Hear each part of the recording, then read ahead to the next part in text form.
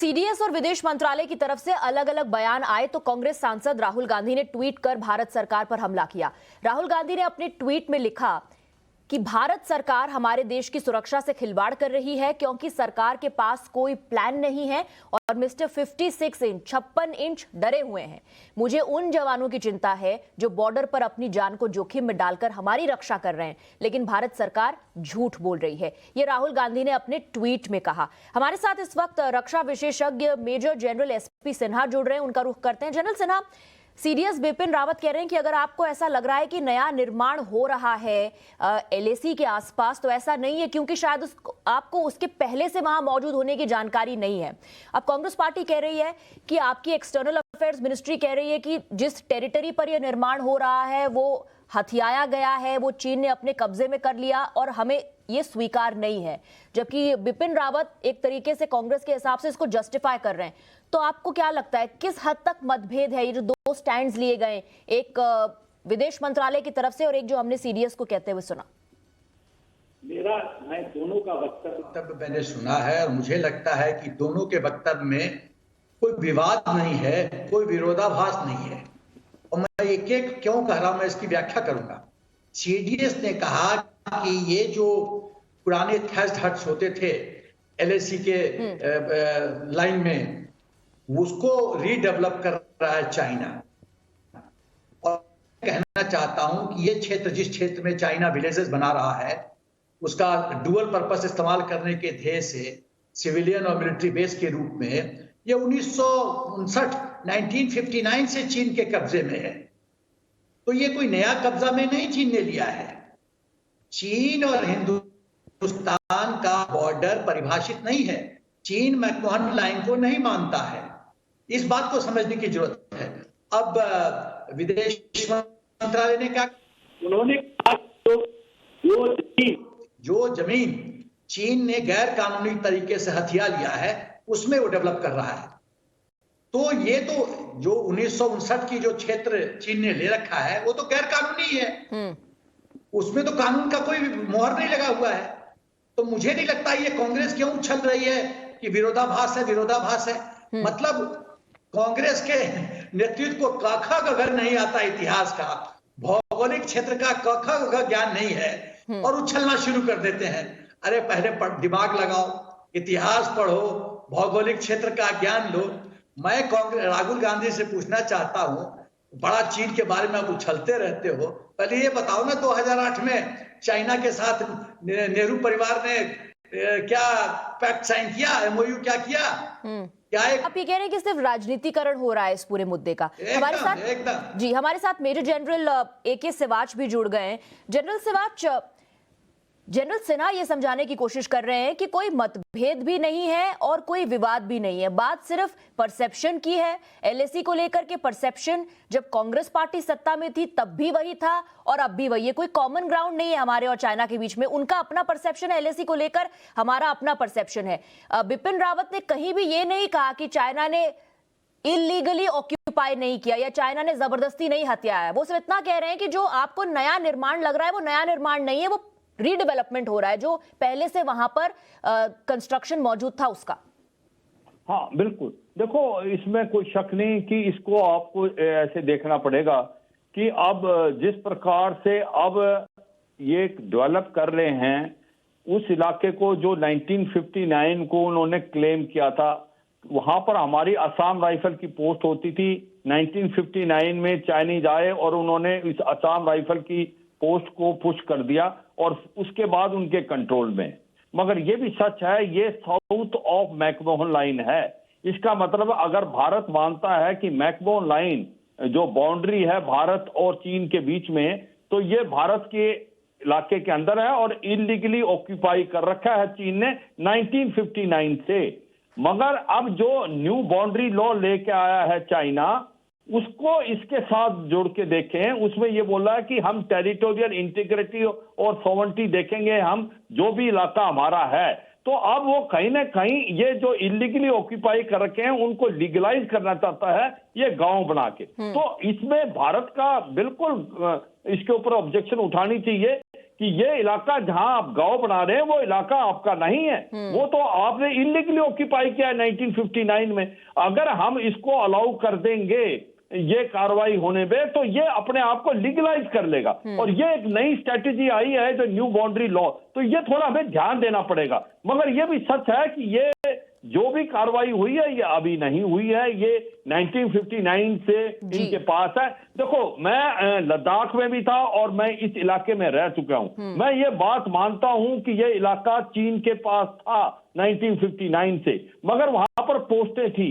अब उसने गांव बना रहा है। ये गांव बनाने की एक तरतीब ये है कि ये न्यू बाउंड्री लॉ से प्रेशर डालना चाहता भारत पे और अपने इलीगल एरिया को भी लीगलाइज करना चाहता कि तो हमारा आप भी ये कह रहे हैं तो क्योंकि ये नया हमें ध्यान देना अतिक्रमण या कोई नया उल्लंघन नहीं हुआ है, लेकिन जिस जमीन को पहले से इलीगल तरीके से हथियाया चीन ने, उस पर ये निर्माण करके आप कह रहे हैं कि भारत पर प्रेशर बनाने की कोशिश कर रहे हैं नए बिल्कुल बाउंड्री लॉ और के ये न्यू हिसाब से। बाउंड्री लॉ के तहत न्यू बाउंड्री लॉ के तहत इसको लीगलाइज ठीक है, करेगा। तो आप आप कह रहे हैं कि उसको इसको न्यू जस्टिफाई बाउंड्री भी लॉ करने की देखें। जरूरत नहीं है, इसके खिलाफ आवाज उठाना जरूरी है। जनरल सिन्हा भी हाँ, कुछ बिल्कुल। कहना चाहते हैं। मैं ये कहना चाहता हूं मैडम कि देखिए, ये चीन की क्या ये बदमाशी है। चीन की बदमाशी है कि जो ये थैच्ड हट्स को रीबिल्ड कर रहा है, एक हिंदुस्तान और चीन के बीच में समझौता है। वो समझौता क्या है कि जो सेटलमेंट्स होगा उस पे हम लोग डिस्टर्ब नहीं करेंगे उस इक्वेशन को। तो जब इसको, इस इलाके को डेवलप करके वो सेटलमेंट दिखाएगा, तो भविष्य में ये मान के चलिए कि सौदेबाजी करने में हम लोग को कष्ट होगा। तो ये एंगल समझने की जरूरत है। और जब ये सेटलमेंट हो जाएगा, इसका डुअल पर्पस इस्तेमाल होगा, सिविलियन यूज और मिलिट्री बेसिस, वहां पर पीएलए के ट्रुप्स को रखा जाएगा। तो ये ज्यादा अपने उस क्षेत्र को ज्यादा सुरक्षित करने में सक्षम होंगे। तीसरी बात कि इन गांवों को इंटेलिजेंस पर्पसेस के लिए इस्तेमाल करेगा चीन। हम लोग के मूवमेंट, ट्रुप्स मूवमेंट पे, लॉजिस्टिक मूवमेंट पे ध्यान रखेगा और उसकी खबर पीएलए हेडक्वार्टर्स को जाएगी। चौथी बात, जो बाउंड्री लॉ इन्होंने बनाया है जिसमें कहा है कि सॉवरेनिटी और टेरिटोरियल इंटीग्रिटी चीन का प्रमुख उसको महत्व दिया जाएगा, तो आप समझिए, तो इसको तो ये बोलेगा, चीन तो बोलेगा कि ये हमारा 159 से हमारा क्षेत्र है। तो मैं ठीक है, मैं ये कहना चाहती हूँ कि समझने वाली बात ये है जो आप कह रहे हैं और जो जनरल सिवाच कहने की कोशिश कर रहे हैं कि इसके पॉलिटिकल एंगल में फंसने की जरूरत नहीं है, लेकिन ये जो मुद्दा आप उठा रहे हैं इस पर कंसंट्रेट करना बहुत जरूरी है। जनरल सिवाच। बिल्कुल मैं देखो एक चीज बताने की क्रिटिसाइज नहीं करें, मगर चुप रहना भी गलत है, क्योंकि ये इलाका भारत का है, इलीगली ऑक्यूपाइड है। और ये क्योंकि साउथ ऑफ मैकमोहन लाइन है और भारत मैकमोहन लाइन को बाउंड्री मानता है। अब ये चीन की न्यू टैक्टिस है, ये न्यू बाउंड्री लॉ लाके इन इलाकों में गांव बना के और उसको लीगलाइज करेगा, क्योंकि टेरिटोरियल इंटीग्रिटी और सॉवरेनिटी का उन्होंने क्लॉज डाल दिया है। और ये जो गांव बना रहे हैं पूरे के पूरे 600 गांव बना लिए इन्हें, लद्दाख से लेकर अरुणाचल प्रदेश, ये सब ड्यूअल पर्पस है। ये इनके अंदर लोग रहते कम हैं, ये एक प्रकार से डिफेंडेड लोकेलिटी है, टनल डिफेंसेज है। तो सच्चाई यह है कि हमें ध्यान रखना है कि दो ही देश हैं जिनके साथ बॉर्डर का डिस्प्यूट है। चीन का 12 देशों के साथ उसने समझौता कर लिया है, वो भारत और भूटान के साथ भी उसने एमओयू साइन कर लिया है। तो भारत के ऊपर ये टैक्टिस है, उन इलाकों में जो इलीगली ऑक्यूपाई कर रहा है ये, उसको ये लीगलाइज करना चाहता है गांव बना के। और कल को जब बातचीत होती कहेगा यहाँ तो हमारा गांव था, तो ये इलाका हमारा है। लेकिन सच्चाई में ये है, ये इलाका हमारा है, ये इलीगली ऑक्यूपाई किया चीन ने 1959 से, और ये वहीं आ जाते हैं साउथ में। फिर हम ये कैसे कह सकते हैं कि जिस जमीन पर, चाहे आप उसको पुनर्निर्माण कहें, चाहे आप उसको रीडेवलपमेंट कहें, लेकिन हम ये कैसे कह सकते हैं कि वो हमारी जमीन पर नहीं हुआ? डिस्प्यूटेड टेरिटरी है वो तो। हाँ बिल्कुल। देखो मैडम मैं ये कहना चाहता हूं, देखिए, पहला है कानूनी दृष्टिकोण, दूसरा जो चीन कर रहा है वो दादागिरी कर रहा है।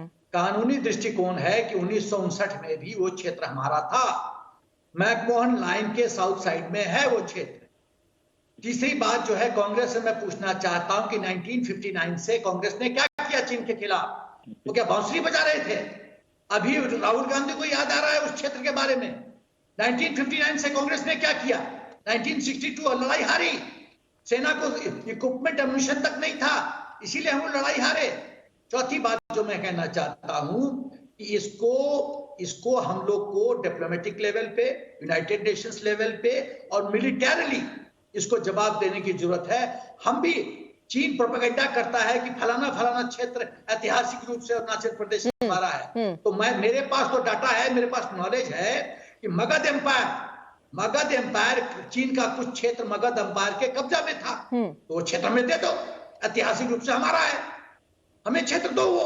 लेकिन जनरल सिन्हा, मैंने आपकी बात मान ली कि आप कह रहे हैं कि राजनीतिक पार्टियों को इसको पॉलिटिसाइज करना नहीं चाहिए, इस पर हमारा एक यूनाइटेड स्टैंड होना चाहिए। लेकिन जनरल सिवाच, आपका यूनाइटेड स्टैंड इस पर कैसे होगा अगर सीडीएस कह रहे हैं कि ये हमारी जमीन पर कंस्ट्रक्शन नहीं हो रहा है और एमईए कह रहा है कि वास्तव में ये जमीन हमारी ही है जिस पर चीन ने कब्जा किया गैर कानूनी तरीके से?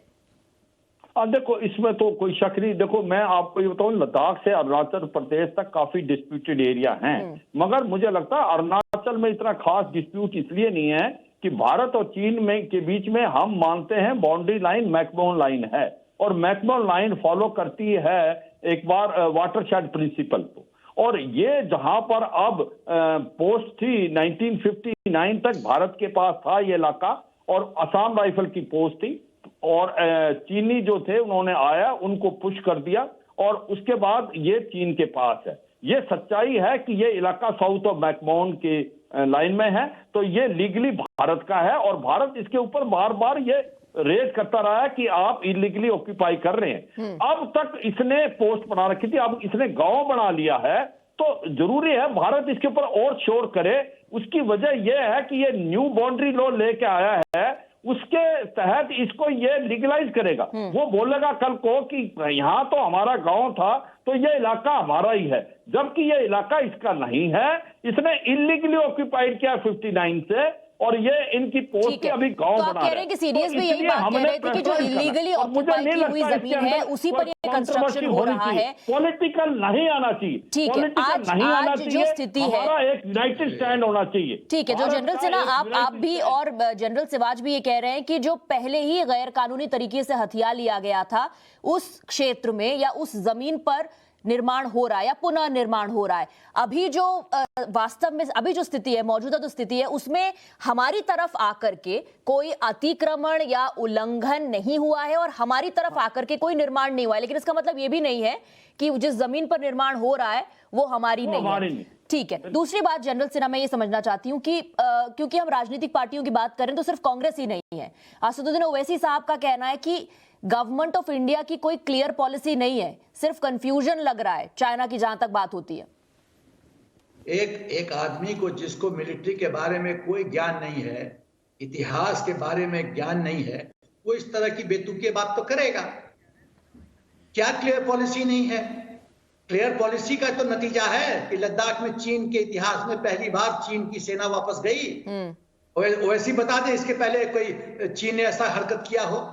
तो ये क्या दर्शाता है? ये दर्शाता है क्लियर पॉलिसी, ये दर्शाता है मौजूदा सरकार की इच्छा शक्ति, ये दर्शाता है कि सेना का टफ पोस्चरिंग, ये दर्शाता है कि heavy military deployment, equipment deployment, ये दर्शाता है चीन को संदेश कि तुम यदि उंगली टेढ़ी करोगे तो हम उंगली तुम्हारा काट देंगे। ठीक है, ठीक है। तो आप कह रहे हैं कि भारत मुंह तोड़ जवाब दे रहा है। जहां तक इस विवाद की बात है, इसका राजनीतिकरण नहीं होना चाहिए, लेकिन इस पर चुप रहने की भी जरूरत नहीं है। बहुत बहुत शुक्रिया जनरल सिन्हा और जनरल सिवाच हमारे साथ जुड़ने के लिए।